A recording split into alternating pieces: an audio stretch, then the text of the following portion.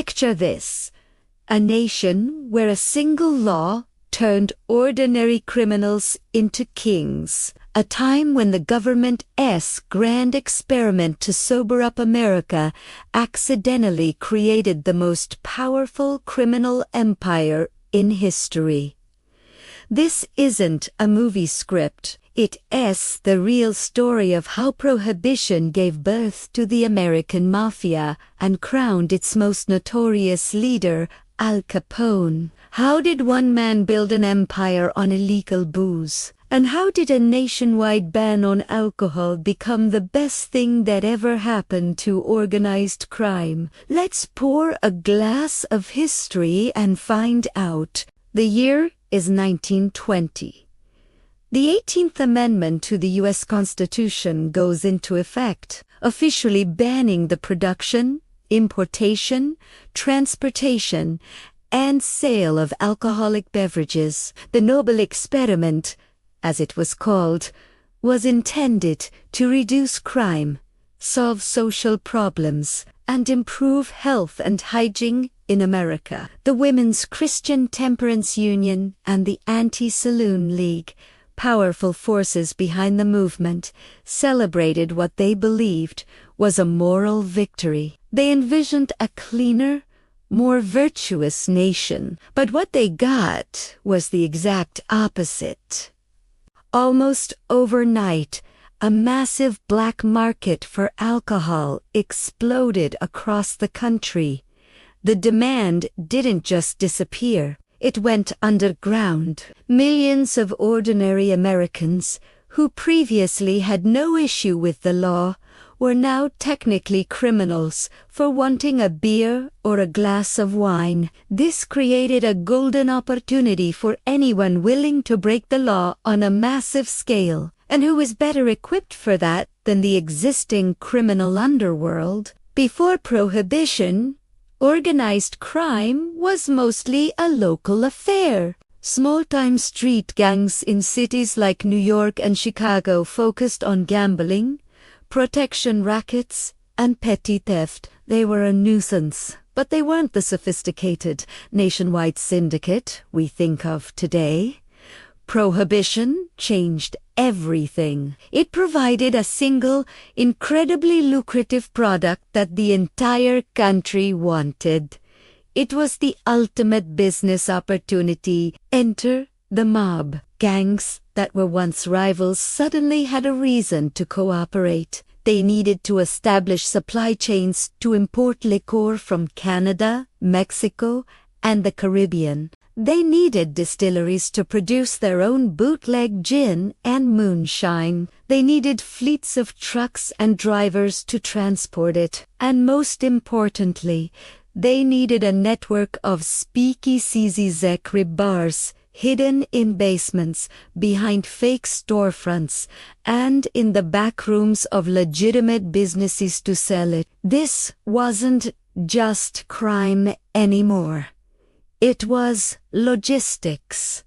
It was big business, and it required a level of organization and violence that the old street gangs could only dream of. In Chicago, the man who would master this new business model was a young, ambitious thug from Brooklyn named Alphonse Capone. Al Capone didn't start at the top. He came to Chicago in the early 1920s to work for Johnny Torrio, the head of a growing criminal enterprise. Torrio was a visionary of crime. He saw the potential of Prohibition and wanted to run his organization like a legitimate corporation. But with Tommy guns instead of briefcases.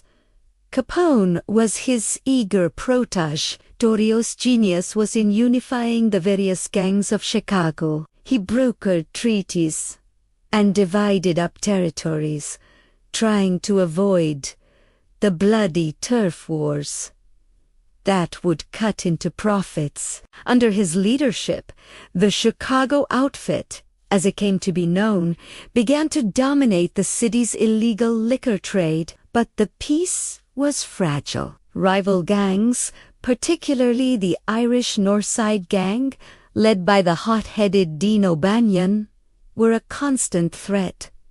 A dispute over a brewery deal led to a full-blown war. In 1924, O'Banion was gunned down in his own flower shop. The Northsiders retaliated, and in a brazen ambush, they nearly killed Johnny Torrio, shooting him multiple times. Shaken and wounded, Torrio decided he'd had enough. He handed the keys to his empire to his 26-year-old riot-hand man, Al Capone, and retired to Italy. At just 26, Al Capone was now the boss of the most powerful criminal organization in Chicago, and he was a different kind of leader than where Torrio sought peace and negotiation.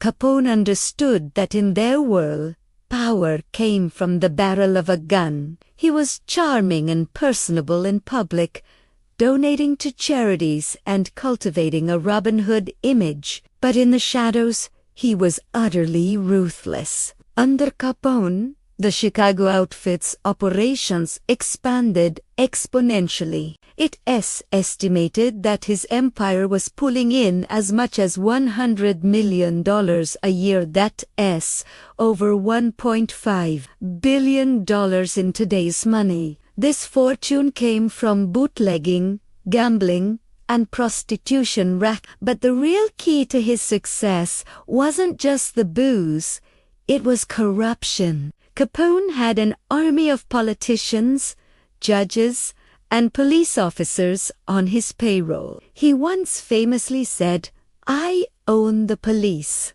And for a time, he wasn't far from the truth. If a rival gang member was arrested, they'd face the full force of the law. If one of Capone's men was caught, they'd often walk free, their case mysteriously dismissed. This corruption allowed Capone to operate with near impunity. His control over Chicago was so complete that he essentially ran a parallel government. But his dominance did not go unchallenged. The war with the North Side Gang, now led by Jaime Weiss and later Bugs Moran, continued to rage. The streets of Chicago became a battlefield, with drive-by shootings becoming a grimly common occurrence. The conflict reached its bloody climax on February 14, 1929. The event would forever be known as the St. Valentine's Day Massacre. On that day, 7 members of the North Side Gang were lined up against a garage wall by men disguised as police officers and executed with a hail of machine gun fire. Capone was conveniently in Florida at the time, giving him a perfect alibi. While never proven in court, everyone knew who was behind it. The massacre was so brutal, so shocking, that it turned public opinion against Capone. He was no longer seen as a roguish folk hero. A was a cold-blooded killer. The federal government, embarrassed by his open defiance of the law, finally decided to take him down. But how do you convict a man who has an entire city in his pocket? The Treasury Department, led by a dedicated agent named Elliot Ness and his team of untouchables, tried to dismantle Capone's bootlegging operations. They staged dramatic raids and made headlines, but it was like trying to empty the ocean with a bucket. Capone's network was too vast. The real breakthrough came from a different angle entirely. His money. A quiet investigation by the IRS began to follow the money trail. While they couldn't pin the murders or the bootlegging on Capone, they realized they could get him for tax evasion. It was a simple but brilliant strategy. Capone lived a lavish lifestyle: silk suits, diamond jewelry, an armored Cadillac. Yet, he had never filed a federal income tax return in his life. He claimed he had no legitimate income. In 1931, the federal government finally indicted Al Capone on 22 counts of income tax evasion. His trial was a media circus. Capone tried to bribe the jury, but the judge, in a last-minute move, switched the jury pool with one from another trial. Capone's fate was sealed. He was found guilty and sentenced to 11 years in federal prison. He was first sent to a prison in Atlanta,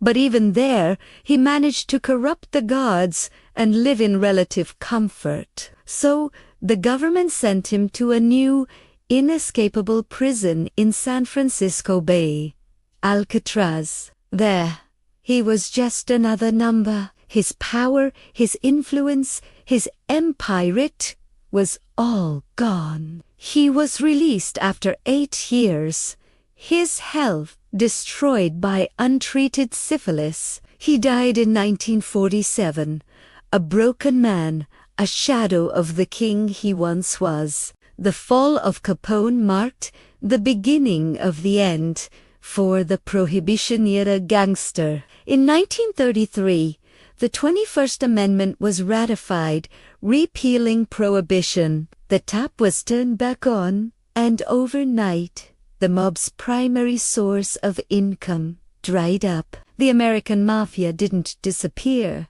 of course. They adapted, moving into other rackets like labor unions, loan sharking, and eventually the drug trade. But the golden age? The era when gangsters were kings and cities were their kingdoms was over. The story of Prohibition and Al Capone is a powerful lesson. It shows how a well-intentioned law, when it goes against the will of the people, can have disastrous and unintended consequences. It created a world of violence, corruption, and organized crime on a scale never seen before. It turned a Brooklyn tough into a national celebrity and a monster. And it wrote one of the most fascinating and bloody chapters in American history. What do you think? Was Prohibition a noble failure or a complete disaster from the start? Let me know your thoughts in the comments below. And if you found this piece of history as fascinating as I do, don't forget to hit that like button, share this video with a friend, and subscribe for more deep dives into the stories that shaped our world. Thanks for watching. If you love uncovering the truth, don't forget to subscribe. More hidden history is coming every week, only on History Uncovered.